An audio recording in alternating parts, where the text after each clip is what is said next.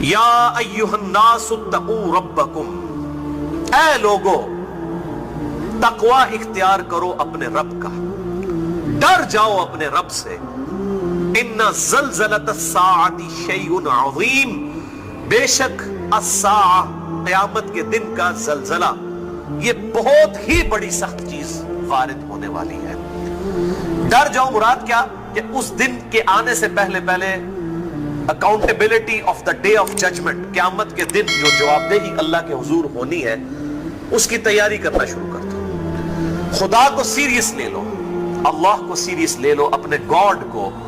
اپنے پیدا کرنے والے کریٹر کو سیریس لے لو۔ اے لوگو ڈر جاؤ اس رب سے جس کے حضور تمہاری پیشی ہونے والی ہے۔ ان زلزلۃ الساعۃ شیء عظیم، بے شک الساعہ قیامت کے دن کا جو شروع والا حصہ ہے، الساعہ وہ بہت بڑی گھڑی، ساعتن عربی میں کہتے ہیں گھڑی کو، الساعہ دی الٹیمیٹ گھڑی، وہ جو خاص وقت آنے والا ہے، قیامت کے دن کا شروع کا حصہ الساعہ شیء عظیم، وہ بہت بڑی سخت شے ہے۔ یوم ترونہا، اور اس کی جھلکی یہ ہے یوم ترونہا، اس دن تم دیکھو گے، تذہل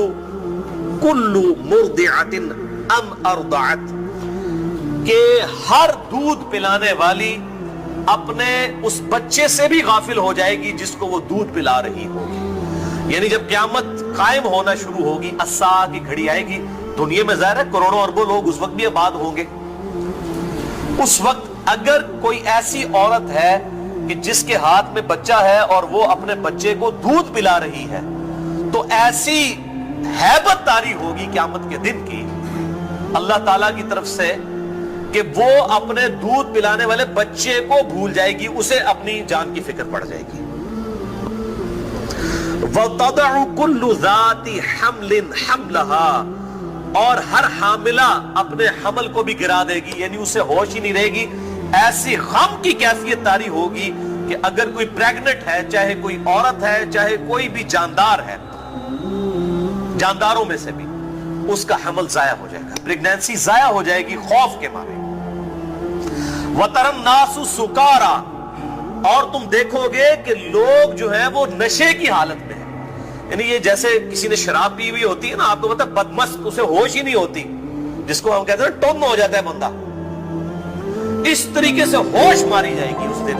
یعنی انسان کو ہوش ہی نہیں ہوگی اس نے کدھر جانا ہے، پاگلوں کی طرح۔ اور نشہ آور چیز کسی کو کھلا دی جائے جس سے بندے کو ہوش نہیں ہوتی نا، یعنی اس قدر غم طاری ہوگا، جو سورۃ المزمل میں بھی آیا ہے کہ قیامت کا دن ایسا ہولناک ہے کہ بچوں کو بوڑھا کر دے،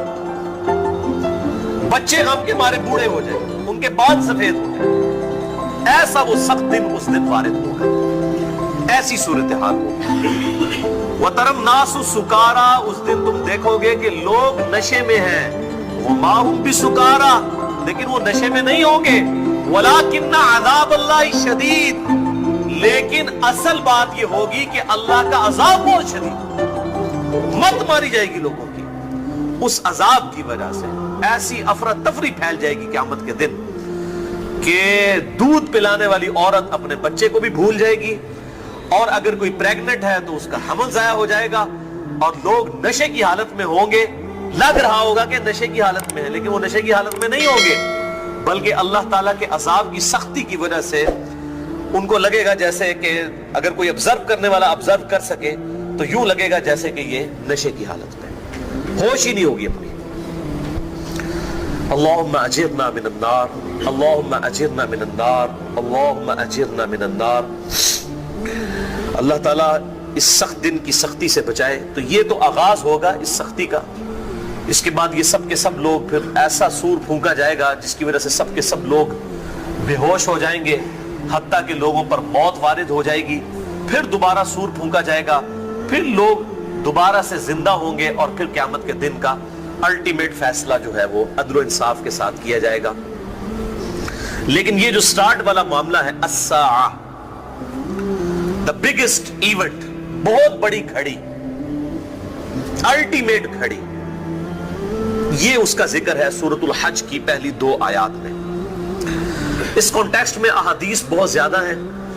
اگر ان کو بیان کیا جائے تو کافی ٹائم ریکوائرڈ ہے، البتہ 2 احادیث بڑی اہم ہیں اسی کانٹیکسٹ میں وہ یہاں پر بیان کر دیتا ہوں، اور دونوں احادیث صحیح مسلم کے اندر موجود ہیں۔ پہلی حدیث صحیح مسلم میں ہے انٹرنیشنل نمبر کے مطابق 375 نمبر 375، کہ آپ صلی اللہ علیہ وآلہ وسلم نے ارشاد فرمایا قیامت اس وقت تک قائم نہیں ہوگی جب تک اس روئے ارض پر ایک شخص بھی ایسا موجود ہے جو اللہ اللہ کرنے والا ہے، یعنی اللہ کو پکارنے والا ہے، اللہ کی یاد کرنے والا ہے۔ اگر ایک شخص بھی ایسا دنیا میں موجود ہوا جو اللہ کو یاد کرنے والا ہے، اللہ میں بلیو کرنے والا ہے، گاڈ کو ماننے والا ہے، تو قیامت قائم نہیں ہوگی۔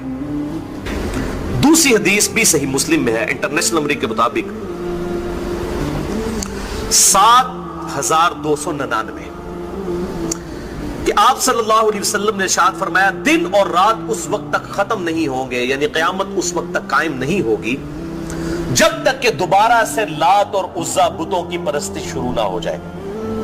یعنی جس طرح مکہ مدینہ میں لات اور منات کی عزا کی پوجا کی جاتی تھی نا آپ صلی اللہ علیہ وآلہ وسلم کی بعثت سے پہلے، قیامت سے جسٹ پہلے دوبارہ سے پوجا شروع ہو جائے گی، اور یہ سارے معاملات حضرت عیسیٰ علیہ السلام کے خلافت راشدہ قائم کرنے اور ان کے وفات کے بعد کے معاملات ہیں۔